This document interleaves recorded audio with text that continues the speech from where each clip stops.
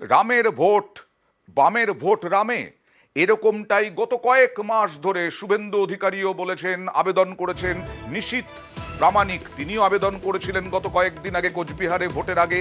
এবার দিলীপ ঘোষও বাম কংগ্রেস কর্মীদের কাছে আবেদন রাখলেন। কি আবেদন রাখলেন দেখুন। জন্য আজকে টিএমসি এখানে রাজত্ব করছে। ওই ডাকাতগুলোকে আমি দোষ দিই, আপনারা হাত ধরে বসিয়েছেন, আপনাদের দায়িত্ব আছে এদেরকে তাড়াবার। তাই আমি বলছি রং করে দেখবো, আগে এই ডাকাতগুলোকে সরাতে হবে। আসুন মোদির হাত শক্ত করুন। তা আমি আবেদন করব আমার কংগ্রেস আর সিপিএম এর বন্ধুদের কাছে, যারা ভোটার তাদের বলবো আপনারা মোদির সঙ্গে থাকুন, মোদির হাত শক্ত করুন।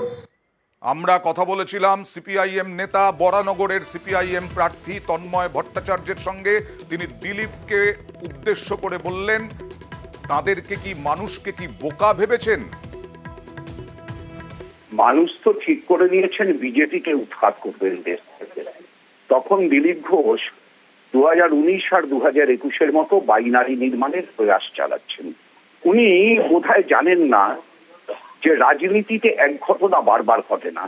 2019 এবং 2021-এ বিজেপিকে শক্তিশালী করেছিলেন মানুষ, তারা তৃণমূলের বিরুদ্ধে লড়বে বলে। আর মানুষ তাদের অভিজ্ঞতায় দেখেছেন তারা তৃণমূলের সাথে সেটিং করে চলছেন। আরএসএস দুর্গা বলবে তৃণমূলকে, আর উনি এসে বামপন্থী ভোটারদেরকে বলবেন বামেদের ভোট দিয়ে ভোট নষ্ট করবেন না। মানুষকে এত বোকা ভাবেন কেন দিলীপ ঘোষরা? মমতা বন্দ্যোপাধ্যায় সুর চড়িয়েছেন এটা নিয়েই। তিনি বলেছেন বিজেপি, কংগ্রেস, সিপিআইএম কে ডেকে আসলে সংখ্যালঘু ভোট ভাগের চেষ্টা করছে। এই বিজেপি আজকে সিপিএম আর কংগ্রেসের হাত ধরেছে কেন? ওরা চায় সংখ্যালঘু ভোটটা কংগ্রেস আর সিপিএম নিয়ে নিক, যাতে তৃণমূল জিততে না পারে। আর তৃণমূল ছাড়া ওরা কাউকে ভয় পায় না। আর বাংলায় জেনে রাখবেন, আমাদের সাথে সিপিএম এর কোনো সম্পর্ক নেই। 34 বছরের অত্যাচার আমরা দেখেছি।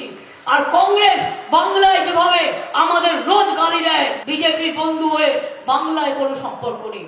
হ্যাঁ, যদি বলেন দিল্লিতে আপনারা জিতে কি করবেন, ইন্ডিয়া জোটকে ক্ষমতায় আমরাই নিয়ে আসবো, জেনে রাখবেন। কিন্তু বাংলায় লড়াইটা তৃণমূল কংগ্রেসের।